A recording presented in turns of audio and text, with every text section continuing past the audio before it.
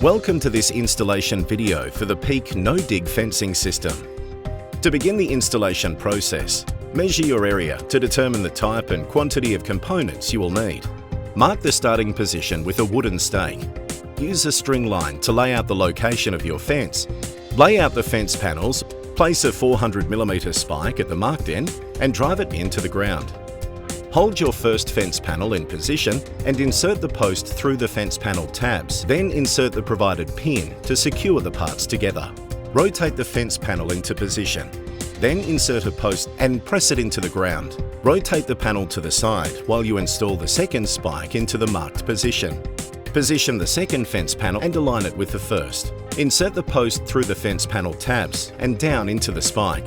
Insert the provided pin. Repeat these installation steps for the remainder of fence panels in your project.